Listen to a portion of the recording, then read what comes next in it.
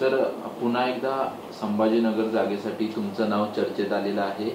अजून तिढा सुटलेला नाही. कधीपर्यंत तिढा सुटेल? कारण की पहिल्या टप्प्यातल्या मतदान यादीचं 27 तारखेला फॉर्म भरायचे आहेत. महाविकास आघाडीतला हा तिढा कधी संपणार आहे? हा तिढा नाही आहे. अजून अधिकृतरित्या शिवसेनेची यादी सामना वर्तमानपत्रातून जाहीर व्हायची बाकी आहे. साहेबांनी ठिकठिकाणच्या जाहीर सभेत तिथल्या उमेदवारांची जाहीर घोषणा जरी केली असली तरी पुन्हा एकदा शिवसेनेची जी सिस्टीम आहे, पद्धती आहे, त्याच्यानुसार दैनिक सामनात ही यादी प्रसिद्ध होईल. त्या दिवशी खऱ्या अर्थानं या सगळ्या उमेदवार कामाला तर ऑलरेडी ज्यांना सांगितलं ते लागलेलेच आहे. आणि संघटना म्हणून सगळ्याकडे आम्ही काम करतोच आहे. नुसतं जेवढ्या जागा आहे तेवढ्या नाही, 48च्या 48 मतदारसंघात आम्ही काम करतो आहे. त्यामुळे उमेदवारी हा फॉर्मॅलिटी विषय उद्धवजी ठाकरे साहेब आवश्यक त्या दिवशी त्यांनाही सगळं शेड्यूल माहिती आहे. 4 टप्प्यात अजून फार 1.5-2 महिन्याचा काळ बाकी शेवटच्या टप्प्याला. त्यामुळे मला असं वाटतं योग्य वेळी सगळ्या याद्या जाहीर होतील. संभाजीनगरमध्ये विरोधात म्हणजे शिवसेना ठाकरे गटाच्या विरोधात भाजप उमेदवार देऊ शकतो शिंदे गटाऐवजी असे एक चर्चा सुरू आहे.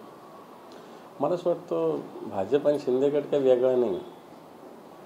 शिंदे गट नावाला आहे ते भाजपमध्येच गेल्यासारखं आहे. आणि त्याच्यामुळं कोण उमेदवार येईल याला आम्ही फार काही विचार करण्याची गरज असं मला वाटत नाही. कारण दोघेही आले, कोणीही आलं तर त्याच्याशी शिवसेना उद्धवजी ठाकरे साहेबांच्या नेतृत्वाखाली एक समर्थपणे मुकाबला करेल. नुसता मुकाबला करणार नाही तर आम्ही निवडून येणार.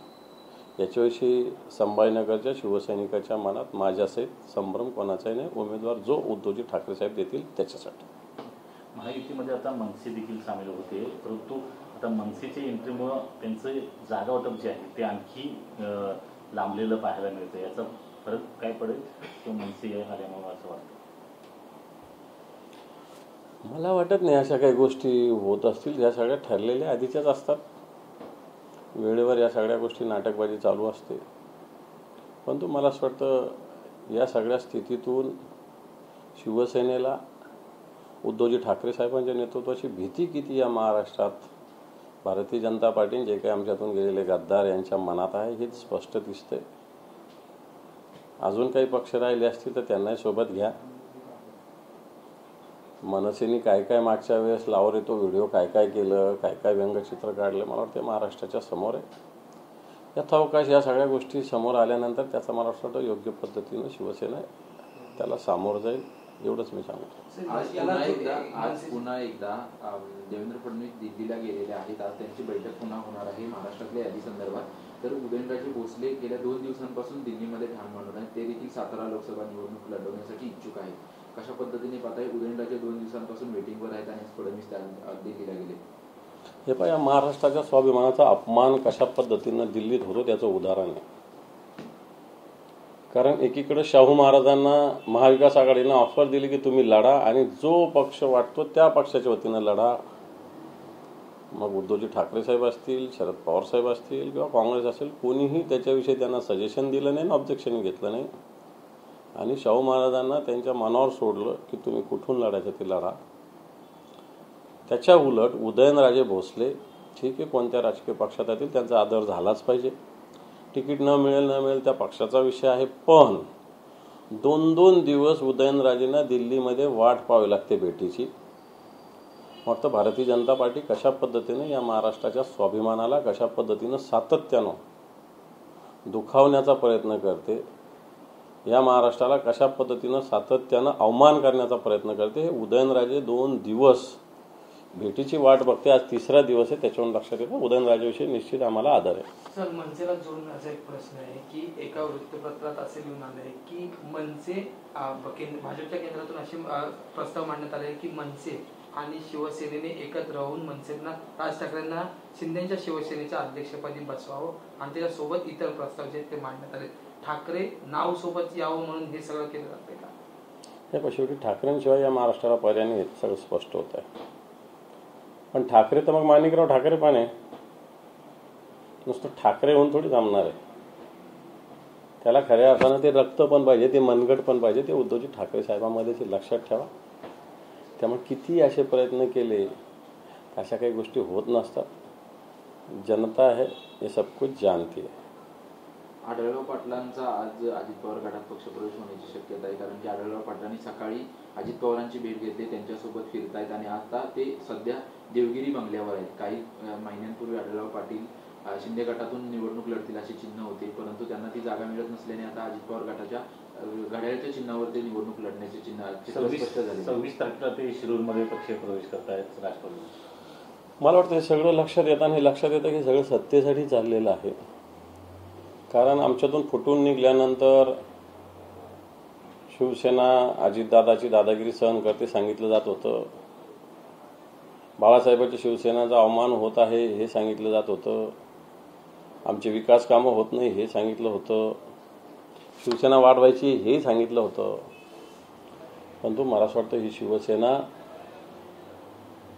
आणि राष्ट्रवादी आम्ही फोडून सत्तेवर आलं हे देवेंद्र फडणवीसांनी स्पष्ट केलं. हे चांगली गोष्ट झालेली आहे.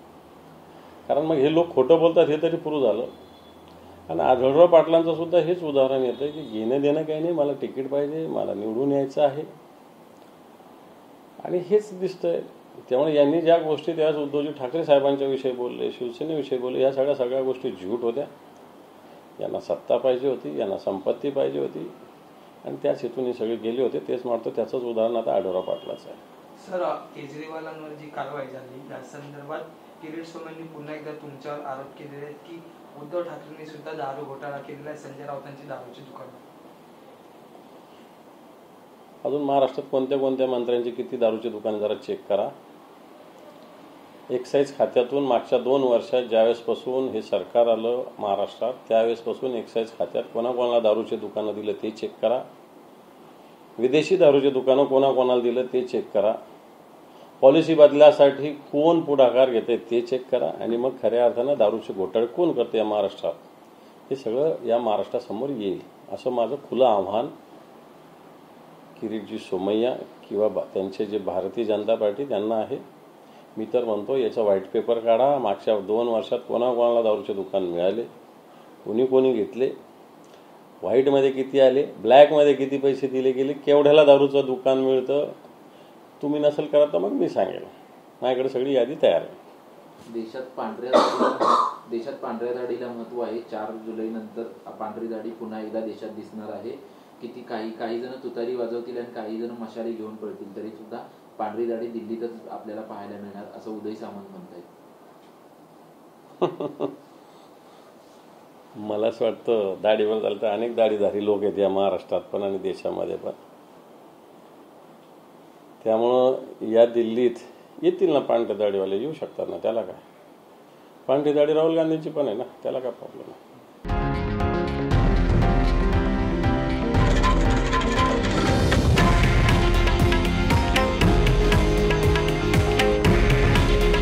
हे आहे देशातील नंबर 1 न्यूज नेटवर्क आणि आपण पाहत आहात TV9 मराठी. काळजी तुमची, हित महाराष्ट्राचं.